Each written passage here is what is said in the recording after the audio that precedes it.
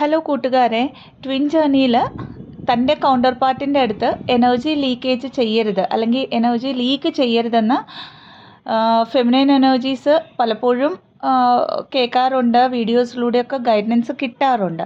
അപ്പോൾ ഈ energy leakage, അതായത് തൻ്റെ കൗണ്ടർ പാർട്ടിന് കൊടുക്കുന്ന എനർജീനെ കുറിച്ച് ഉള്ള തെറ്റിദ്ധാരണകൾ എന്തൊക്കെയാണ്, അത് ശരിയായ രീതിയിൽ നമ്മൾ എനർജീനെ എങ്ങനെ ഉപയോഗിക്കാം എന്ന് മനസ്സിലാക്കാം കുറച്ച് പോയിൻറ്റ്സിലൂടെ ഇന്ന്.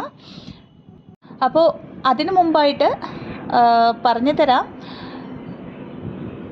Divine feminine energy, divine masculine energy എന്നാണ് പറയുന്നത്. അതായത് ഒരു സോളിൻ്റെ ഫെമിനൈൻ എനർജി ഒരു ബോഡിയിലും മസ്കുലൈൻ എനർജി ഇനിയൊരു ബോഡിയിലും ഇൻകാർണേറ്റ് ചെയ്യുമ്പോഴാണ് ഈ ട്വിൻ ഫ്ലെയിംസ് എന്ന് പറയുന്നവർ ബർത്ത് എടുക്കുന്നത്. ഇവരൊരു സോൾ മിഷനുമായിട്ടാണ് വരുന്നത്. ബിയോണ്ട് ആയിട്ടൊരു റൊമാൻറ്റിക് കണക്ഷനേക്കാളും ഇതൊരു സ്പിരിച്വൽ കണക്ഷനാണ്. അപ്പോൾ ഇവിടെ എനർജറ്റിക് ഫീൽഡ് ഒന്നാണ്, കാരണം സോളിൻ്റെ ബ്ലൂ പ്രിൻ്റ് ഒന്നാണ്, സോളിൻ്റെ എനർജി ഒന്നാണ്. ഒരേ എനർജി രണ്ട് ബോഡിയിലേക്ക് വന്നിരിക്കുന്നത് കൊണ്ട് തന്നെ ഇവിടെ മൈൻഡ്, അതായത് 3D ഓറിയൻറ്റഡ് ആയിട്ടുള്ള ഈഗോ സെൽഫ് ഓപ്പറേറ്റഡ് ആണ് രണ്ട് ബോഡീസിലായതുകൊണ്ട്.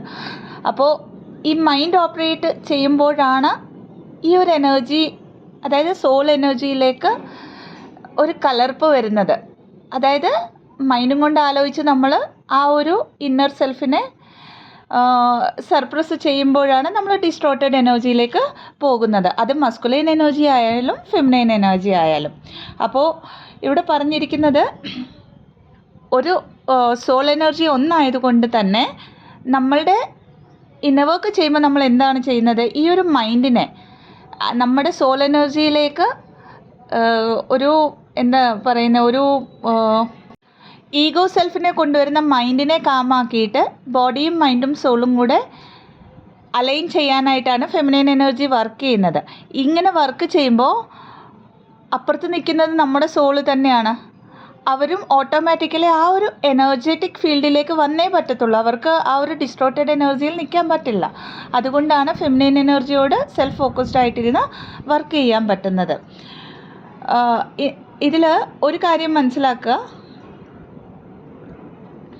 എല്ലായ്പ്പോഴും ഹയർ സെൽഫ് കണക്റ്റഡ് ആണ് സോൾ എനർജി ആയതുകൊണ്ട് തന്നെ. ഹാർട്ട് ടു ഹാർട്ട് കണക്ഷനാണ്, ഡിവൈൻ കണക്ഷനാണ്.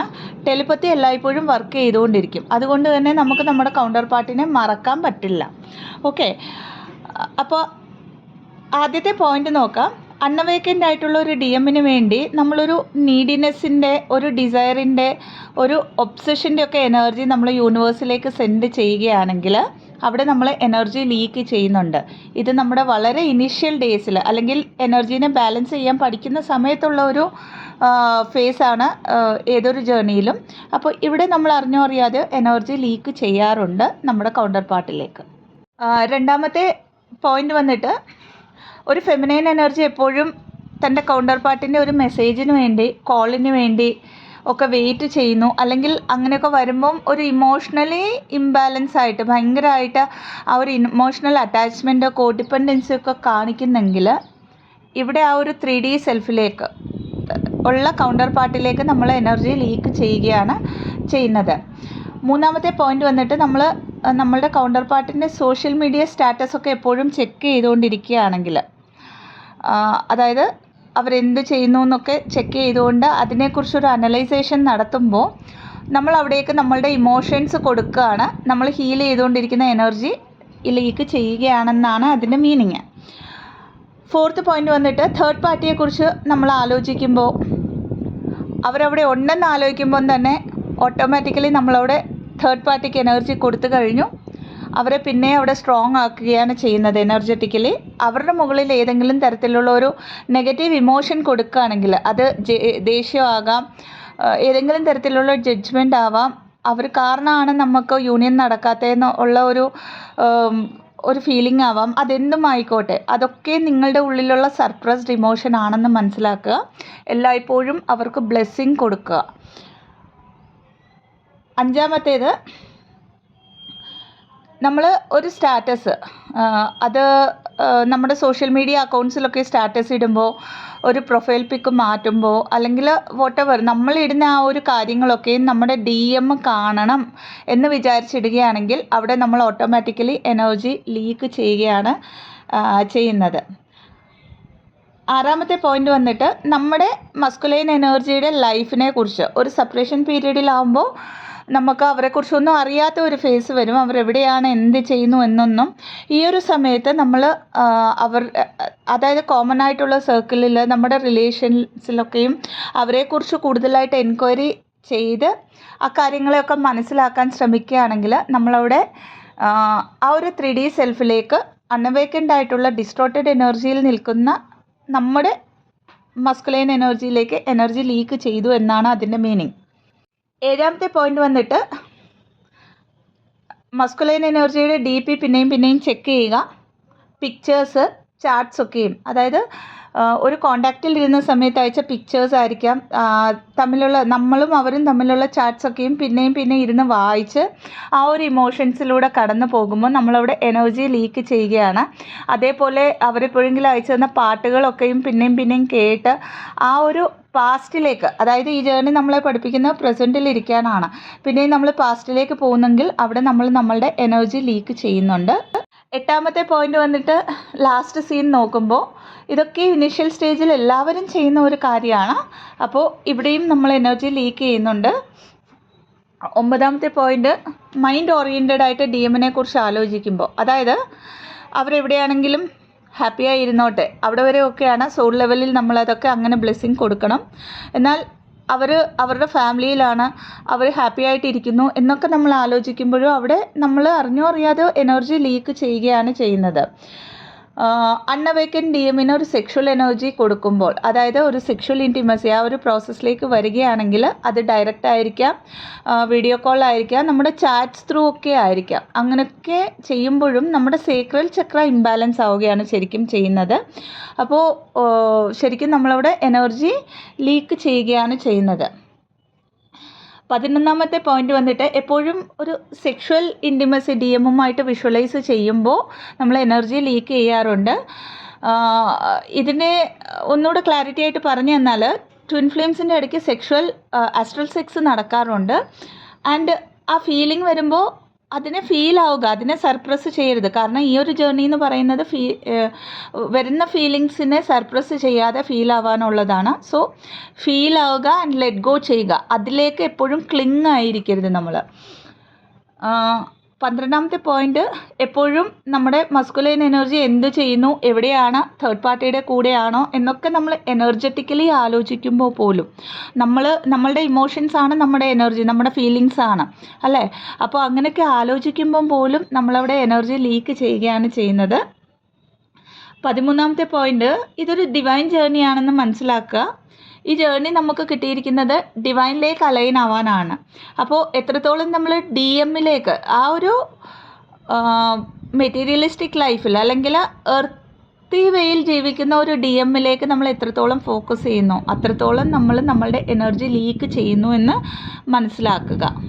14ാമത്തെ പോയിന്റ് നമ്മൾ പലപ്പോഴും ഈ ഒരു ജേർണിയിലാണെന്ന് അറിയുമ്പം പെട്ടെന്ന് പോയി നമ്മുടെ മസ്കുലൈൻ എനർജിയോട് പറയാറുണ്ട്, ഇങ്ങനെയാണ്, ട്വിൻ ഫ്ലെയിംസ് ആണ് എന്നൊക്കെയും. എന്നാൽ അവർ വളരെ 3D ഓറിയൻറ്റഡ് ആയിട്ടുള്ള ഒരു കാര്യത്തിലാണ് ജീവിക്കുന്നത്. അതായത് സോളിൻ്റെ ഡിസൈൻ തന്നെ ട്വിൻ ഫ്ലെയിംസിൽ അവേക്കനിങ്ങിൻ്റെ പ്രോസസ്സിൽ വരുന്ന 2 സോൾസിൻ്റെ ഡിസൈൻസ് അങ്ങനെയാണ്. ഒരാൾ സ്പിരിച്വലി അവേക്കൻ ആകുമ്പോൾ മറ്റേ ആൾ കാർമിക്സ് ത്രൂ മെറ്റീരിയലിസ്റ്റിക് ലൈഫ് ത്രൂ ആയിരിക്കും അവേക്കൻ ആവുന്നത്. അപ്പോൾ അവരോട് ഇതൊക്കെ പറഞ്ഞാൽ അവർ അംഗീകരിക്കണമെന്നില്ല. അപ്പോൾ ഇവിടെ നമ്മൾ പിന്നെയും അവരെ കൺട്രോൾ ചെയ്യാൻ നോക്കരുത്. അവേക്കനിങ്ങിലേക്ക് വരണം, ഇന്നർ വർക്ക് ചെയ്യണം എന്നൊക്കെ പറഞ്ഞ് അവരുടേതായ വേയിലാണ് അവർ അവേക്കൻ ആവുന്നത്. അത് ഓൾറെഡി യൂണിവേഴ്സ് ഡിസൈൻ ചെയ്ത് വെച്ചിട്ടുണ്ട് അവരെങ്ങനെയാണ് അവേക്കൻ ആവേണ്ടതെന്ന്. ഇവിടെ നമ്മളെപ്പോലെ അവർ അവേക്കൻ ആവണം, നമ്മളെപ്പോലെ ഇന്നർ വർക്ക് ചെയ്യണം എന്ന് പറഞ്ഞ് മെസ്സേജുകൾ അയച്ച് പറഞ്ഞു കൊടുത്ത് കോൾ ചെയ്താൽ അവിടെ അതിനൊരു ഔട്ട്കം വരില്ല, ഫ്രൂട്ട്ഫുൾനെസ് വരില്ല, അവരതിനെ അംഗീകരിക്കാൻ പോകുന്നില്ല. അറ്റ് ദ സെയിം ടൈം നമ്മുടെ എനർജി ഇവിടെ ലീക്ക് ചെയ്യുകയാണ് നമ്മൾ ചെയ്യുന്നത്. 5ാമത്തെ പോയിന്റ്, ഇത് ഏറ്റവും വലിയ മിത്താണെന്ന് എനിക്ക് തോന്നുന്നു ഈ ഒരു ജേർണിയിൽ. ഡിറ്റാച്ച് ആവുക, ലെറ്റ് ഗോ ചെയ്യുക, സറണ്ടർ ചെയ്യുക എന്നുള്ള ഈ പദങ്ങളൊക്കെ കേൾക്കുമ്പോൾ നമ്മൾ എന്ത് ചെയ്യും? പെട്ടെന്ന് നമ്മുടെ കൗണ്ടർ പാർട്ടിനെ നമ്മൾ മറക്കാൻ ശ്രമിക്കും. ഏറ്റവും കൂടുതൽ പെയിൻഫുൾ ആയിട്ടുള്ള ഒരു പ്രോസസ്സായിരിക്കും നമ്മൾ മറക്കാൻ ശ്രമിക്കുന്നത്. കാരണം നമ്മൾ മറക്കാൻ ശ്രമിക്കും തോറും യൂണിവേഴ്സ് അത് ഓർമ്മിപ്പിക്കുകയും ചെയ്യും, അതിലേക്ക് നമ്മളെ ഡ്രാഗ് ചെയ്യുകയും ചെയ്യും. അപ്പോൾ ഡിറ്റാച്ച്മെൻ്റ് എന്ന് പറഞ്ഞാൽ എന്താണ്? ഒന്നിനോടും അറ്റാച്ചായി ഇരിക്കണ്ട. അത് DMനോട് മാത്രമല്ല, മെറ്റീരിയലിസ്റ്റിക് ലൈഫിലുള്ള ഒന്നിനോടും അറ്റാച്ച് ആവണ്ട. ഫോർ എക്സാമ്പിൾ, ഇപ്പോൾ ഈ ഒരു വീഡിയോ ഞാൻ ഇടുന്നു, ഇത് ഇടാനുള്ള ഒരു സോൾ ലെവലിലുള്ളൊരു ഏർജ് വരുമ്പോഴാണ് നമ്മൾ ഇത് ചെയ്യുന്നത്, സോൾ പർപ്പസ്. അപ്പോൾ ഇതിൻ്റെ ഔട്ട്കം എന്താണ്? ഇത് എത്ര പേര് കണ്ടു? ആർക്കൊക്കെ എത്തി ഈ മെസ്സേജ്? അതിൽ ആൾക്കാർ പോസിറ്റീവായിട്ടാണോ എടുത്തത്, നെഗറ്റീവായിട്ടാണോ എടുത്തത്? ഇതൊന്നും എൻ്റെ കയ്യിലുള്ള കാര്യമല്ല. ഈ ഡിവൈൻ പറയുന്നു ഇടുക, അത്രമാത്രം. സോ അത്രയ്ക്ക് ഡിറ്റാച്ചായിട്ട് എല്ലാ കാര്യങ്ങളിലേക്കും ഇരിക്കാനായിട്ട് ശ്രമിക്കുക. രണ്ടാമത്തേത് ലെറ്റ് ഗോ ചെയ്യുക. നമ്മൾ പറയും സറണ്ടർ ചെയ്യുക, let go and surrender. Let go ചെയ്യുക എന്ന് പറഞ്ഞാൽ 3Dയിൽ എർത്തിൽ ഇപ്പോൾ നടക്കുന്ന എന്ത് കാര്യമാണെങ്കിലും, അതായത് നമ്മുടെ ലൈഫിൽ എന്തൊക്കെ കാര്യങ്ങളുണ്ടോ, നമ്മുടെ കൗണ്ടർ പാർട്ടിൻ്റെ ലൈഫിൽ എന്തൊക്കെ കാര്യങ്ങൾ നടക്കുന്നുണ്ടോ, ഈ കാര്യങ്ങളെല്ലാം ലെറ്റ് ഗോ ചെയ്യുക. അതിൻ്റെ ഔട്ട്കം എന്താണെന്ന് നമുക്കറിയണ്ട. അതൊരു നമ്മുടെ എല്ലാ സോൾസിൻ്റെയും, ട്വിൻ ഫ്ലെയിം ജേർണിയിലുള്ളവരുടെയും അവരുടെ ചുറ്റുമുള്ള എല്ലാ സോൾസിൻ്റെയും ഹയസ്റ്റ് ഗുഡിനായിട്ട് അത് ഓൾറെഡി പ്രീ ഡെസ്റ്റൈൻഡ് ആണ്, ഡിസൈൻഡ് ആണ്. അപ്പോൾ അതെന്താണെന്ന് ആലോചിക്കുമ്പോൾ നമ്മൾ ഫ്യൂച്ചറിലേക്ക് പോയി അവിടെ പിന്നെയും നമ്മൾ എനർജി ലീക്ക് ചെയ്യുകയാണ് ചെയ്യുന്നത്. ഇതിനെല്ലാം ലെറ്റ് ഗോ ചെയ്തിട്ട്, ഇതിനെല്ലാം സറണ്ടർ ചെയ്തിട്ട്, ഈ ഔട്ട്കം എന്താണെന്നൊന്നും അറിയില്ല. ഇന്ന് എന്നോട് പറഞ്ഞിരിക്കുന്നത് യൂണിവേഴ്സ് ഇന്നർ വർക്ക് ചെയ്യുക, ഹീലാവുക എന്നുള്ളതാണ്. ഇത് മാത്രം ചെയ്യുന്നു. And at the same time ഞാൻ യൂണിവേഴ്സിനെ ട്രസ്റ്റ് ചെയ്യുന്നു എന്ന് വിചാരിച്ചുകൊണ്ട് മുമ്പോട്ട് പോവുക എന്നുള്ളതാണ് ഈ detachment, let go and surrender എന്ന് പറഞ്ഞാൽ ഉദ്ദേശിക്കുന്നത്. 16ാമത്തെ പോയിന്റ് വന്നിട്ട് ആ ബോഡിയിലുള്ള സോളും നമ്മുടെ ഇനിയൊരു വേർഷൻ ആണെന്ന് മനസ്സിലാക്കുക. അപ്പോൾ ഫെമിനൈൻ എനർജി അവേക്കനായി മുമ്പോട്ട് ഒരു പവർഫുൾ എനർജിയിലേക്ക്, ഡിവൈൻ എനർജിയിലേക്ക് വരുമ്പം സെയിം എനർജറ്റിക് ഫീൽഡ് ആയതുകൊണ്ട് മസ്കുലൈൻ എനർജിക്കും അവേക്കനായേ പറ്റുള്ളൂ. അതിനുള്ള കാര്യങ്ങൾ യൂണിവേഴ്സ് ഒരുക്കി വെച്ചിട്ടുണ്ടെന്നുള്ള ഒരു ട്രസ്റ്റിൽ എല്ലായ്പ്പോഴും ഇരിക്കുക. അവർക്ക് എപ്പോഴും ഒരു പോസിറ്റീവ് എനർജി, ഒരു അൺകണ്ടീഷണൽ ലവ് മാത്രം സെൻഡ് ചെയ്യുക. 17ാമത്തെ പോയിന്റ്, ഇതിനു മുമ്പ് പറഞ്ഞ പോലെ തന്നെ അവർക്കൊരു positive healing and blessings send ചെയ്യുക. അവരെക്കുറിച്ച് എപ്പോൾ ഓർത്താലും ആ ഒരു ബോഡിയിലിരിക്കുന്ന സോളും ആ സോളിൻ്റെ ലെസൺസ് പഠിക്കുകയാണെന്ന് മനസ്സിലാക്കുക. കാരണം ഇതിനു മുമ്പ് പറഞ്ഞ പോലെ അവർ കാർമിക് റിലേറ്റഡ് കാര്യങ്ങൾ പിന്നെയും ചൂസ് ചെയ്യുമ്പോഴാണ്, അതിലൂടെയാണ് അവർ ലെസൺസ് പഠിക്കുന്നത്. അവർക്ക് dark night of the soul വരുന്നുണ്ടോ എന്ന് ചോദിച്ചാൽ തീർച്ചയായിട്ടും ഉണ്ട്. അവർക്ക് പെയിൻ വരുമോ എന്ന് ചോദിച്ചാൽ ഒരു ഫെമിനൈൻ എനർജിനേക്കാളും കൂടുതൽ പെയിൻ അനുഭവിക്കുന്നത് മസ്കുലൈൻ എനർജിയാണ്. എന്നാൽ അവർക്ക് ഇങ്ങനെയൊരു ജേർണി ആണെന്നൊന്നും അറിയില്ലല്ലേ, അതുകൊണ്ടാണ് ഈ പെയിൻ വരുന്നത്, ലെസൺ ആണെന്നൊന്നും അറിയില്ല. അവർ ആ ഒരു 3D ലൈഫിൽ തന്നെ ഇരുന്നിട്ട് അതൊരു സെൽഫ് വർത്ത് ഇഷ്യൂ ആണ് ശരിക്കും.